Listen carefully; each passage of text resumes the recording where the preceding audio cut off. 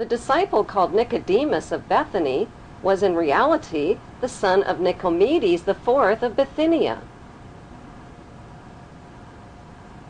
Joseph of Arimathea was in reality Joseph of Judea, an extremely wealthy tin merchant and descendant of King Zedekiah and Mattathias.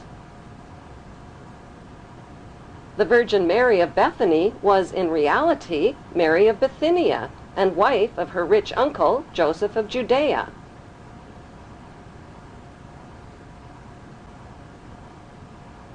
Mary Magdalene, Jesus of Nazareth, Thomas, and James were the wealthy royal offspring of Hebrew-Egyptian Ptolemy queen Cleopatra VII.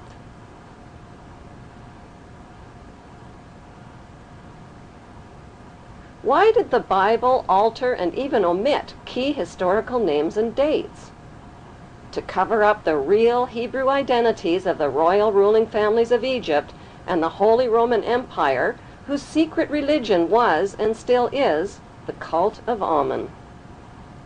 Why in the world did first-century Jews living at the time of Jesus threaten to punish by death anyone who dared to copy, sculpt, or draw the face of Jesus and his graven image? What were they afraid of? Were they afraid perhaps he might be recognized for who he really was?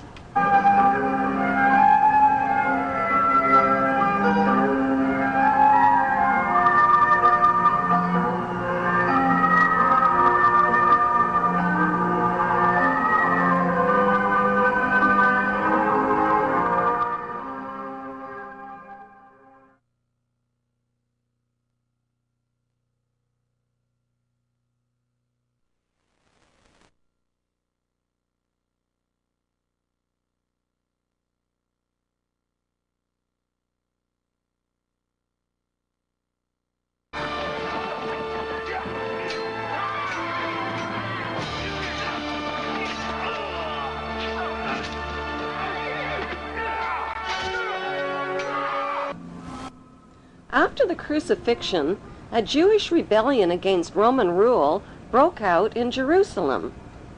The Roman soldiers destroyed Solomon's temple, burned Jerusalem, and eventually renamed the land of Israel Palestine. The Hebrew tribes dispersed from the land of Israel and joined together into a ferocious force of brutal seafaring warriors. They named themselves after their 6 great ancestors, the 6 Hebrew Hyksos kings who once ruled Egypt. The VI in their name, Vikings, is the Roman numeral for 6. 6 kings. Was the largest tribe of Israel and the first to replace the god of Judaism with pagan fertility gods. The tribe of Dan became seafaring pirates, looting their way from Greece along the Mediterranean, leaving evidence of their migration route. Like signposts, they incorporated the name of Dan into the names of mountains, towns, and rivers, like the mighty river Danube. They raided their way up the coast of Europe and built settlements in the British Isles and in Scandinavia. The country of Denmark literally means the mark of Dan. Carvings of snakes and dragons on their ships, the red and white stripes on their sails, and archaeological relics reveal that the tribe of Dan became none other than the dreaded Vikings. The pagans arrived like stinging hornets, and spreading on all sides like fearful wolves, robbed, tore, and slaughtered not only beasts of burden, but even priests and monks and nuns. They came to the church of Lindisfarne and destroyed everything, trampled and polluted the holy places. Their mouths froth, their eyes stare, they howl like wild beasts. Joined by the Israeli tribe of Naphtali, they continued their reign of terror through the British Isles, accumulating massive amounts of wealth. Then the unthinkable happened. Their king, King Canute, was crowned King of England, Denmark, Norway, and Sweden in 1016 AD. And so the tribes of Israel had found a new homeland, and the throne of Israel had found a new throne. the throne of England.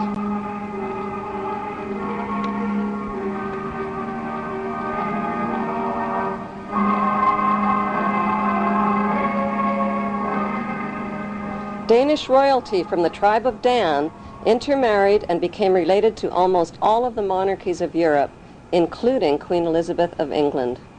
The bloodline of the tribe of Dan was firmly established in royal power circles. A unique Viking genetic disease called Dubitraz contracture, causing tightening of the tendons in the hand, give it a claw-like appearance. U.S. President Ronald Reagan and British Prime Minister Margaret Thatcher contracted the Viking genetic disease and are believed to be descendants of the Vikings, and thus descendants of the tribe of Dan.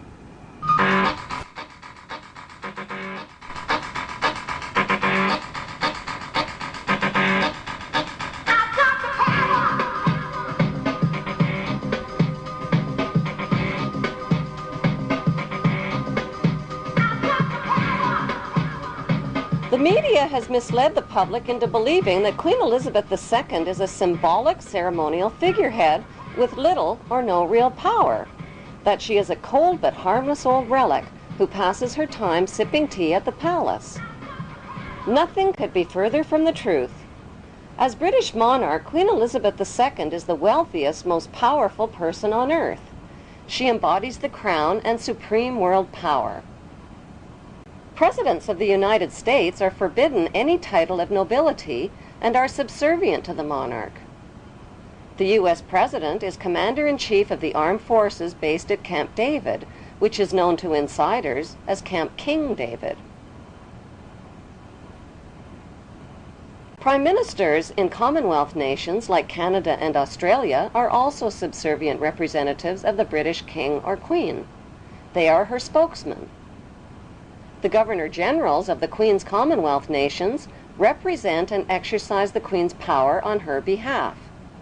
What the general public doesn't realize is that their leaders are only representatives of the monarch and do not possess the power. They exercise the power. They do not reign, they rule. The monarch, on the other hand, reigns but does not rule, possesses the power but does not exercise it. By delegating her powers instead of exercising her powers, the Queen is left safely outside and above the conflicts and divisions of the political process. She is protected from becoming a target of political hostilities. Meanwhile, the general public is kept in the dark about the true powers that the Queen actually possesses, powers that she delegates but has not yet chosen to exercise. So what exactly are these powers that the Queen possesses but has not chosen to exercise? Her powers include the power to choose the Prime Minister and to dismiss the Prime Minister through her Governor-General, the power to dismiss ministers and the government, the power to dissolve Parliament and call new elections, the power to refuse legislation passed by Parliament, the power to command the armed forces and raise a personal militia. She has the power to read confidential government documents and intelligence reports, the power to declare a state of emergency and issue proclamations. She has the power to call elections and enact laws in Her Majesty's name. Few people realize that not a single law is passed without the Queen's consent. She has the power to exercise Crown prerogatives, which means the Queen can declare war through her Prime Minister without even the agreement of Parliament. She has the power to grant and bestow titles and honors like Sir, the power to pardon convicted criminals. So why has the Queen been allowed to legally possess all of these supreme powers? For the sake of tradition? What exactly is the meaning of the term the Crown? The Crown is defined as executive powers exercised in the name of the monarch. The actual crown itself, worn by the monarch, is a symbol of the Queen's executive powers. The Parliamentary Oaths Act of 1866 requires all leaders of 54 Commonwealth nations to swear an oath of loyalty to the Queen, not to the people who elected them. I swear by Almighty God that I will be faithful and bear true allegiance to Her Majesty Queen Elizabeth, her heirs and successors according to law, so help me God. Those who do not swear allegiance to the Queen are deemed unfit for office, including the Prime Minister, police, military, judges, legislators, lawyers, and public servants. New citizens to the Queen's Commonwealth nations must swear allegiance to Her Majesty the Queen. Public land in the Queen's colonies like Canada is called Crown land and includes Aboriginal land. Government corporations are called Crown corporations. The Central Bank of Canada and the Canadian Mint are Crown corporations independent of most government controls. Neither Canada nor Australia, two huge and independent countries in their own right, has dispensed with her services as their head of state. Forms, stationery, and printing are printed by the Queen's printer. Canadian warships are